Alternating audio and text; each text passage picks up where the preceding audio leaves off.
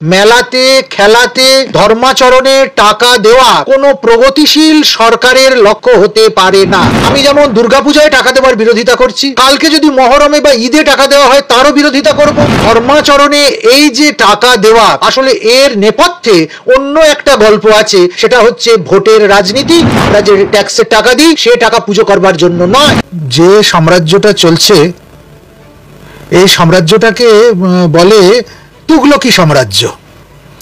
আমরা যখন প্রতিদিন শুনতে পাচ্ছি কোষাগারে টাকা নেই, সরকারি কর্মচারীদের ডিএ দেওয়া যাচ্ছে না, নতুন নিয়োগ নেই, স্বাস্থ্যে পর্যাপ্ত সুব্যবস্থা নেই, নানান দিক থেকে ডামাডোল অবস্থা, তার মধ্যে ৪৩,০০০ ক্লাব এবং সংগঠনকে ৮৫,০০০ টাকা করে দুর্গাপুজোর জন্য দান খয়রাত করা হবে। পরের বছর ১ লক্ষ টাকা করে দেওয়া হবে। এই ৪৩,০০০ ক্লাবকে ৮৫,০০০ টাকা করে দিলে কম বেশি ৪৫০ কোটি টাকা হয়।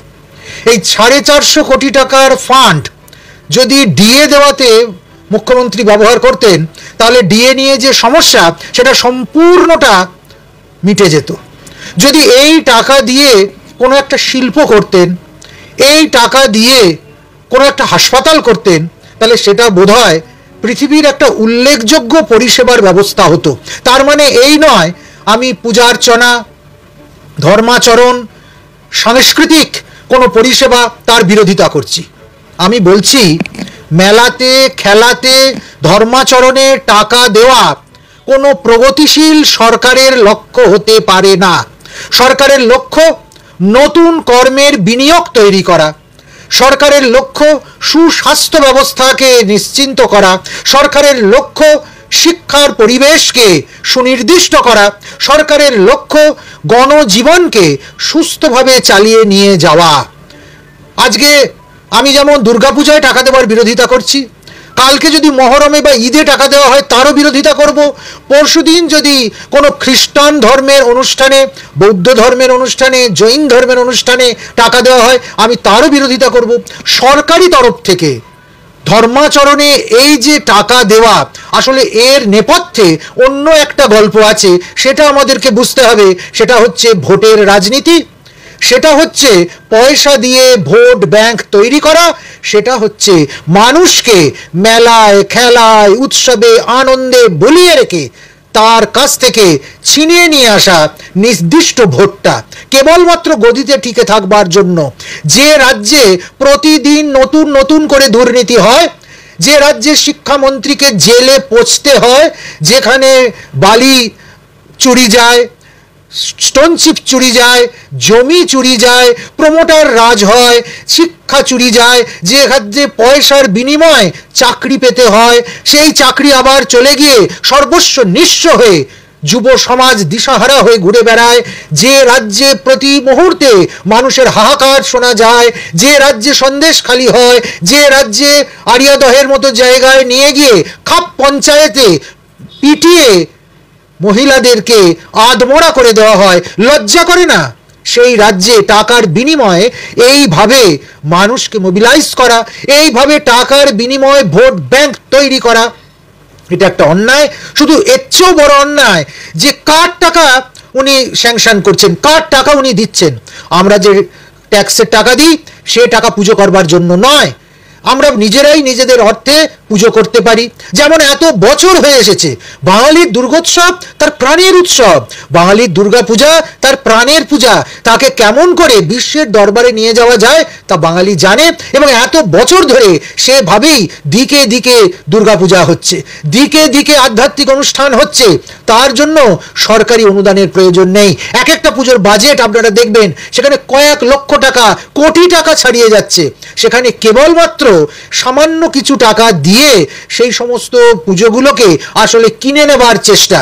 সেখানে নির্দিষ্ট ক্যাসেট আসবে, সেখানে বিভিন্ন শ্রী বাজতে থাকবে, লোক ঢুকতে বেরোতে বিশেষ কারোর ছবি দেখবে, দেখে উদ্বুদ্ধ হবে। এইভাবে কিন্তু হিন্দু মন, হিন্দু মানসিকতা তাকে প্রতিপন্ন করা যায় না। এইভাবে বাঙালিকে কিনতে যাওয়ার প্রচেষ্টা আসলে বাঙালির সর্বনাশ, বাঙালির সাংস্কৃতিক সর্বনাশ, বাঙালির আধ্যাত্মিক সর্বনাশ, তারই নামান্তর। এই জন্য তার প্রতিবাদ করতেই হবে। শুধু তাই নয়, উনি বলেছেন যে থিম যেটা, যে পূজার যেটা থিম, সেটা আগাম জানাতে হবে পুলিশকে। কেন কেন জানাতে হবে? থিম আমি জানাবো কেন? কিসের জন্য জানাবো? থিম জানবার অধিকার পুলিশের আছে কি? যদি কেউ এমন বলেন আমি সন্দেশখালি করব, কেউ যদি বলে আমি বালি চুরির থিম করব, কেউ যদি বলে আমি চাকরি চুরির থিম করব, কেউ যদি বলে আমি ধর্নার থিম করব, সেটা পুলিশ পাস করবে তো? সেই গ্যারেন্টি উনি দিতে পারছেন তো?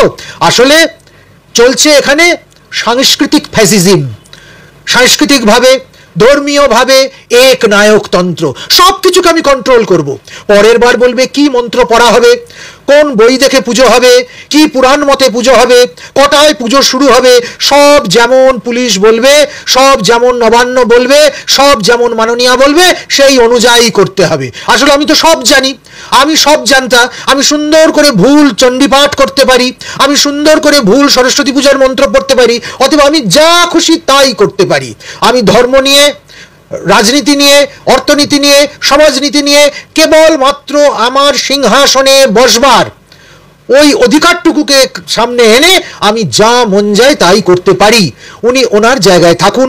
ওনার যেটা দায়িত্ব রাজ্যকে সঠিকভাবে চালানো, ওনার যেটা দায়িত্ব রাজনৈতিক পরিবেশটাকে সুষম বজায় রাখা, ওনার যেটা দায়িত্ব পুলিশ মন্ত্রী হিসেবে রাজ্যে শান্তি শৃঙ্খলা দুর্নীতি তার বিরুদ্ধে বলা, পদক্ষেপ নেওয়া, সেগুলো উনি সুষ্ঠুভাবে করুন। ধর্মের আঙিনায় এইভাবে রাজনৈতিক অভিসন্ধি নিয়ে বারবার নাক গলিয়ে দেওয়া এবং ধর্মকে রাজনীতির সঙ্গে গুলিয়ে দিয়ে নানানভাবে তাকে ভ্রষ্ট করে দেওয়া, এই খেলা থেকে উনি বিরত হন। আরও একটা বিষয়, আসলে গতবার কারোর পুজোর থিম সারা পশ্চিমবঙ্গের মানুষকে উত্তাল করে দিয়েছিল।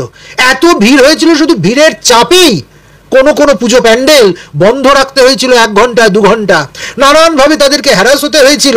আসলে সেই ভয়টাও খাচ্ছে। মনে হচ্ছে যে আমার ভাইদের পুজোয় তো এত ভিড় হচ্ছে না, আমার আত্মীয় স্বজনের পুজোয় তো এত ভিড় হচ্ছে না, আমার দলের লোকের পুজোয় তো এত ভিড় হচ্ছে না। মানুষ স্বতঃস্ফূর্তভাবে আসলে যে সমস্ত পুজোয় সামিল হয়ে যাচ্ছে তাকে আটকাতে হবে, নাহলে সমূহ বিপদ। হয়তো সেই ভাবধারার দ্বারা সাধারণ মানুষ চালিত হচ্ছে। তাহলে কি করে মানুষকে আটকানো যায়? এই আটকানোর একটাই উপায়, সেখানে প্রশাসনকে লেলিয়ে দাও, পুলিশকে লেলিয়ে দাও। আমরা মধ্যযুগে দেখেছি, আমরা মধ্যযুগীয় বর্বরতায় ইতিহাসে দেখেছি, আমরা ব্রিটিশ আমলে দেখেছি দাদন দিয়ে দিচ্ছে, নীল চাষিদের দাদন দিয়ে দিচ্ছে। সামান্য কিছু টাকা দিয়ে ব্রিটিশ গভর্নমেন্ট নীল চাষিরা যারা নীল চাষের সঙ্গে যুক্ত তারা বাধ্য হয়েছে নীল চাষ করতে। একরের পর একর জমি নীল চাষ করবার দরুন সেগুলো বাঞ্জারা হয়ে গেছে, সেগুলো অন্য চাষের অনুপযুক্ত হয়ে গেছে, সেখানে আর ধান এবং অন্যান্য ফসল ফলানো যায়নি, কিন্তু তারা বাধ্য, তাদের জোর করে দাদন দেওয়া হয়েছে। এও খানিকটা সেই রকম। আমি একটা টাকার মোহ দিয়ে দিলাম, আমি একটা টাকার মায়া দিয়ে দিলাম, আমি সামান্য কিছু ছড়িয়ে দিলাম এবং তারপর পুরো কন্ট্রোল করে নিলাম সেই ক্লাবকে, সেই সংগঠনকে, সেই উৎসবকে। এ চলতে পারে না। ধর্মকে ধর্মের জায়গায় থাকতে দিলে বাঙালির যে প্রাণের উৎসব, যে হৃদয়ের উৎসব, এত মহত্বপূর্ণ, যা ওয়ার্ল্ড হেরিটেজ হয়ে গেছে, তাকে নিয়ে এই হীন রাজনীতি এ কখনোই সহ্য করা যায় না। আমরা এর বিরুদ্ধে প্রতিবাদ করছি। যদি পুজো কমিটিগুলো নিজেরা এগিয়ে আসে যে আমাদের ওই ভিক্ষার দানের দরকার নেই, ভিক্ষা ছাড়াই আমরা আমাদের যোগ্যতায়, আমাদের সামর্থ্যে আমাদের মাকে আমরা পূজা করব, তাহলে মনে হয় সেটা সঠিক হয়। তাহলে কি মানে আপনি যেটা বললেন, তাহলে কি পুরোটাই মুখ্যমন্ত্রী মমতা বন্দ্যোপাধ্যায় করছেন তার পাবলিসিটি এবং তার ভোট ব্যাংক ভরানোর জন্য? একদম তাই। আসলে ওই 85,000 টাকা কিংবা পরের বছরের 1 লক্ষ টাকা, ওটা হচ্ছে নিজের বিজ্ঞাপন। সরকারি টাকায় নিজের বিজ্ঞাপন দেওয়া, সরকারি টাকায় এত বড় একটা উৎসব বাঙালির, যা সারা পৃথিবী তাতে সামিল হয়, সারা পৃথিবীর মানুষ মুখিয়ে থাকে যেটা দেখবার জন্য, সেইখানে নিজের বিজ্ঞাপন কি করে দেওয়া যায়, এটা তারই একটা ফন্দি ছাড়া অন্য কিচ্ছু নয়।